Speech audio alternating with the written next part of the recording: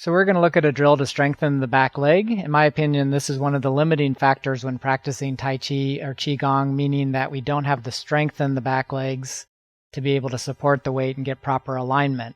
One of the health benefits of Tai Chi and qigong practice is finding alignment against some kind of force. That might be a force where you're receiving force, giving force, but quite frankly, a lot of it has to do with the forces aligning through the gravity. So being able to find the proper position with gravity so that everything's relaxed and circulation is able to flow. So for this particular drill, we're going to get into a Tai Chi stance, mountain climber stance. For those who I work with, I call it a Toryu. We're going to be on the front leg, but we're going to shift our weight to the back leg. So let's do it, first of all, incorrectly. Because we learn something from doing it incorrectly, we can conscientiously do it incorrectly so that we don't find ourselves accidentally doing that as a cheat. So what I want to do when I go to the back leg is I want to stick my behind out and lean forward. And the purpose of this is I can become aware of the fact of how that takes me off of the back foot and dumps the weight into the front foot.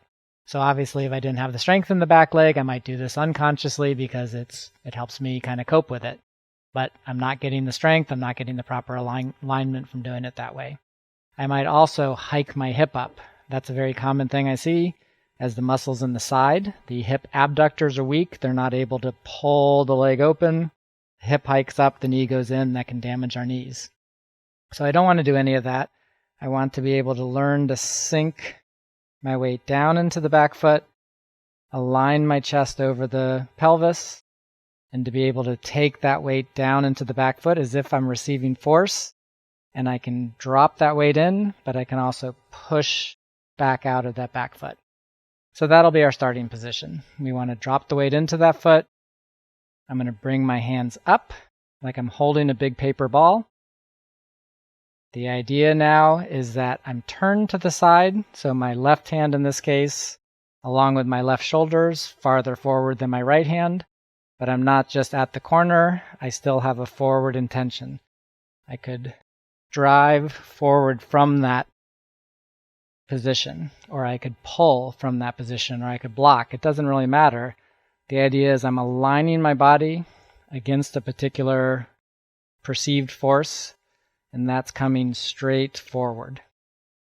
So holding, like I'm holding a big paper ball, sinking into the back foot, hold. Position number 2. I'm going to push my hands down, drop my weight even more into the back foot, hold. I still have that forward orientation. Position 3, I'm going to bow the chest and spine, cross my hands. Still a forward orientation. Position 4, open the chest, drop the elbows, hands are oriented forward, so that I can push off the back foot and drive forward. So let's go through the whole thing again. Bring your weight back. Align the chest over the pelvis. Holding like I'm holding a big paper ball. Forward intention. Drop the weight into the foot and hold. 2, push the hands down, sink. 3, bow the chest. 4, open the chest, drop the elbows, hands are oriented forward so that I can push.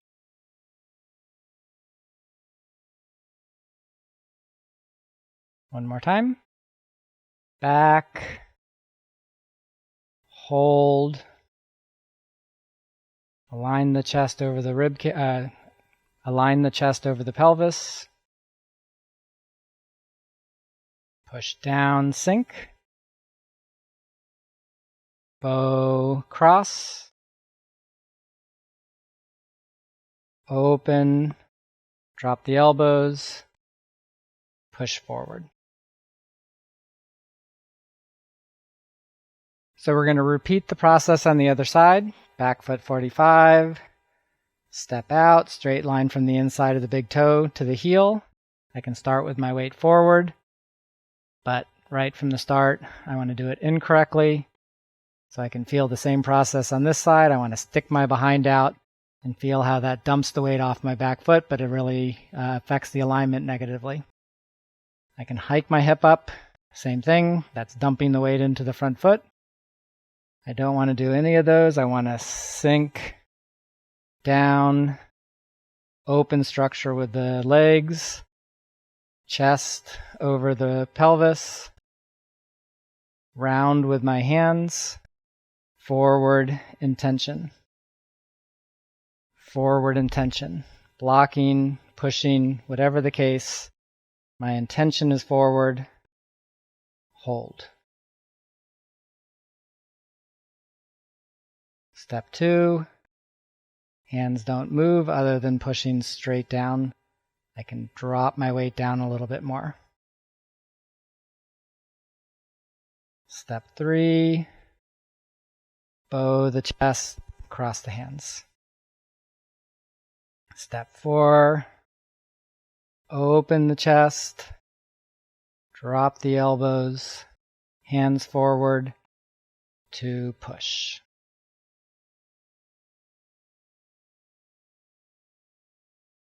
Back,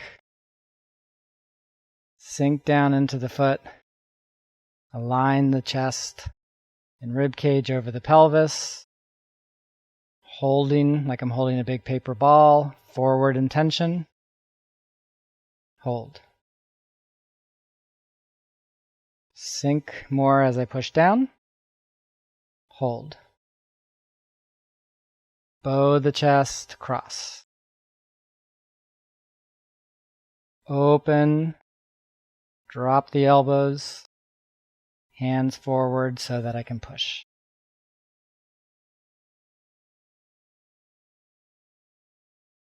Back, sink, rib cage over the pelvis, holding a big paper ball. Push down and sink. Bow and cross. Open. Elbows down, chest open. Hands forward so I can push. So we'll look at one other aspect. If you like these videos, please hit the like button. You can subscribe to the channel. You can also comment if you have any questions or thoughts on this. So we'll go through the same process, but let's notice the alignment of the rib cage and pelvis. So I can find that position where I sink, align. Shift right, shift left. Right, left. Turn, turn. So the idea is any of those might be useful depending on how force is coming into my body. But for this particular drill, I want to sense that everything's aligned, soft, and sinking straight down. So I don't want to be in a position where I'm leaning one direction or leaning the other direction or twisted one direction. I want to be able to find this neutral, soft position so that everything can just drop down into my foot. We'll try that on the other side. So same thing. I want to find my rib cage over the pelvis, sink down into the back foot, and now I can shift my rib cage left, shift right, kind of find different positions. None of them are necessarily wrong. None of them are inherently wrong. But for this particular drill, I want everything aligned, soft, so I can sink. So give these drills a try. These are obviously ways of strengthening the back leg. It puts a lot of force on the back leg. Make sure you're not doing anything that's causing harm. You should feel it in the thighs, feel it in the muscles, but you don't want to feel it in the knees. Number one thing to watch for is that my knee's not coming in. Again, that has to do with the muscles on the side usually that would pull open the structure of the thigh, that would move the thigh away from the midline. Those get weak on a lot of people. They become over-lengthened. The knee drives in, my hip drives up. It serves two purposes. Gets the weight off the back leg. Not such a good thing in this case. but it also is just a matter of not having the physical strength to hold that structure open. So no problem to bring the foot a little bit more in. I might even go more into a half stance where my heel's up and I can keep the positions that way. I might not be able to push forward, but I can still work on aligning and holding.